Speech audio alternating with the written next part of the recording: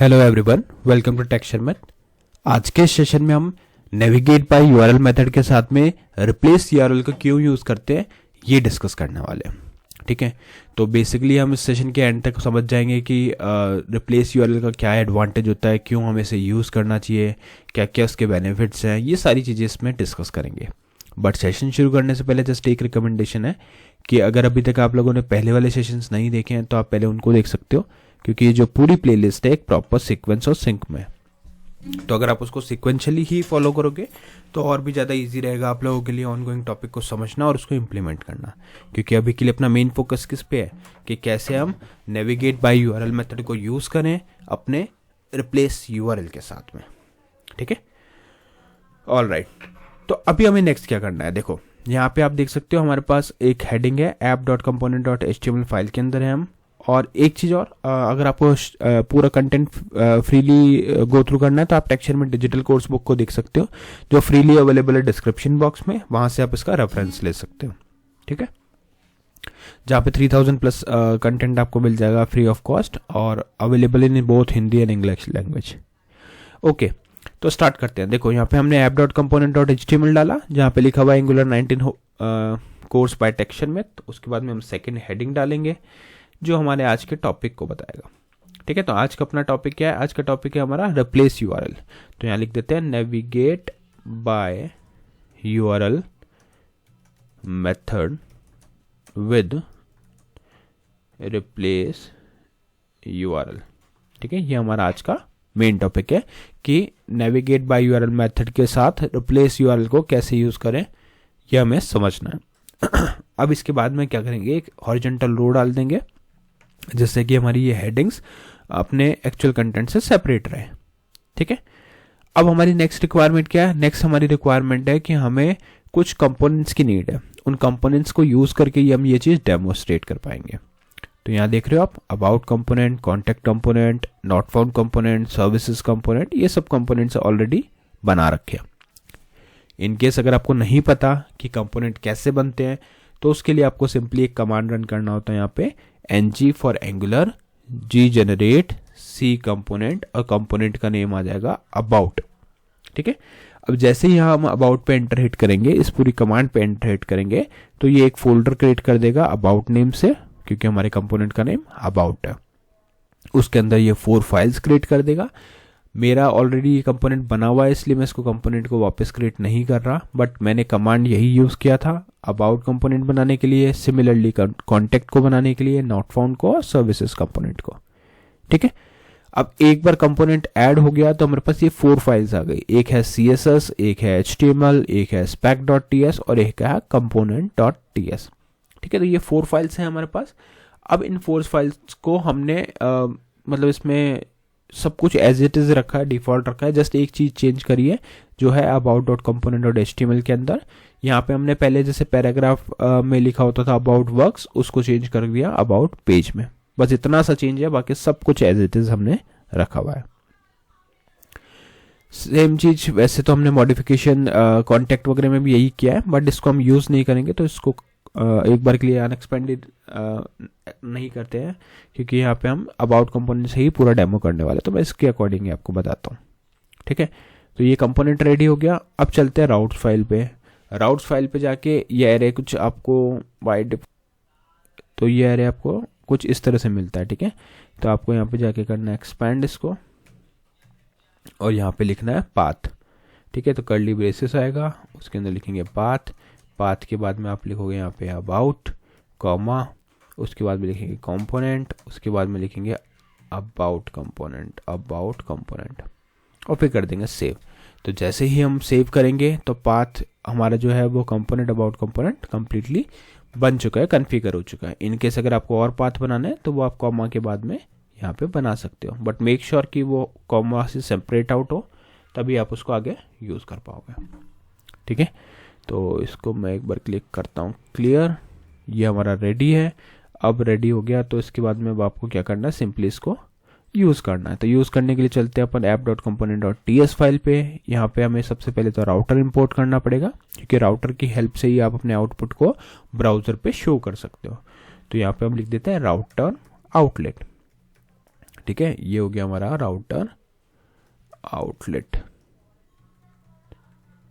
Sorry, ये आपको साथ में लिखना पड़ता है। हाँ देखो, जैसे ही मैंने एंटर किया तो यहाँ पे ये वाली लाइन नई ऐड हो गई। इसका मतलब ये हमारा सक्सेसफुली इंपोर्ट हो चुका। हम एडिटर यूज़ कर रहे हैं इसलिए ऑटोमेटिक इंपोर्ट हो गया, अदरवाइज आपको मैन्युअली इसको लिखना पड़ता। ठीक है, नेक्स्ट हमें क्या करना है, इसके बाद में इसको करना है एक्सपेंड।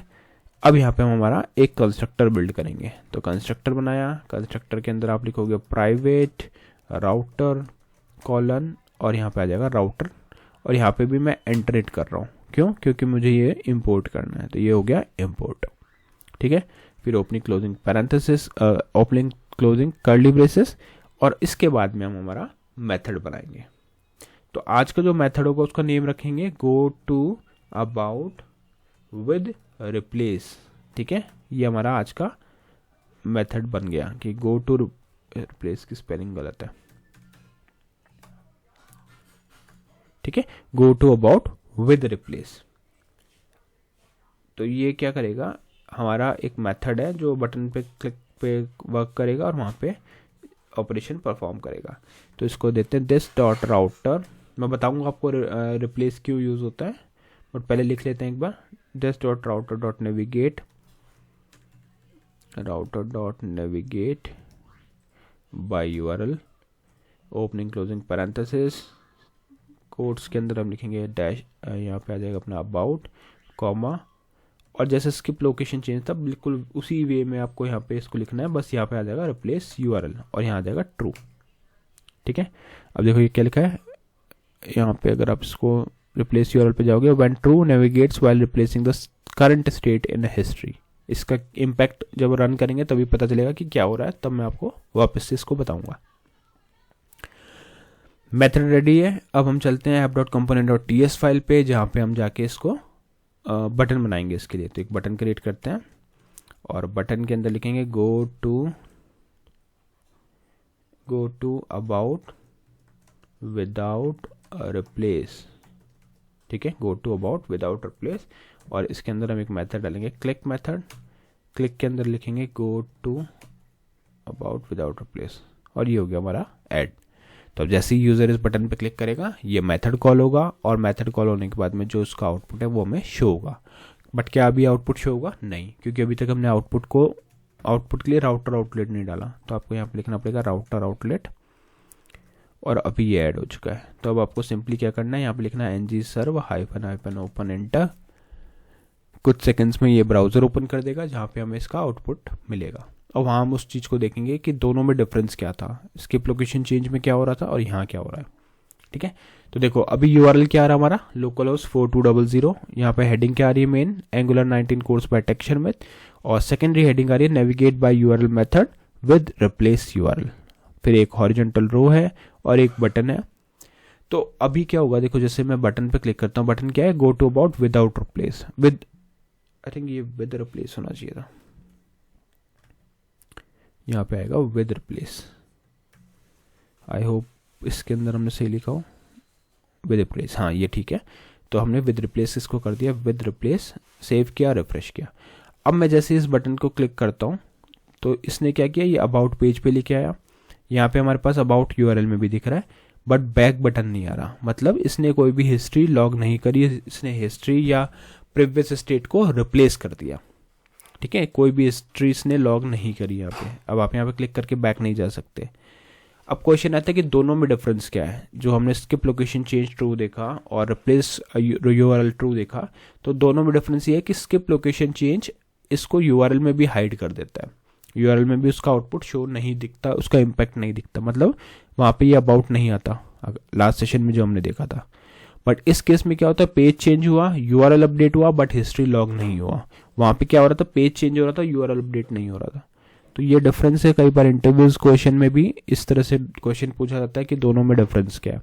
तो आप लोग एक एग्जाम्पल के साथ में बता सकते हो कि अगर हम कोई बटन क्रिएट करते हैं और वहाँ पे एक जगह पे हमने रिप्लेस यूआरएल लिखा हुआ है, तो उस केस में यूआरएल अपडेट हो जाता है, हिस्ट्री लॉग नहीं होती और पेज भी शो हो जाता है।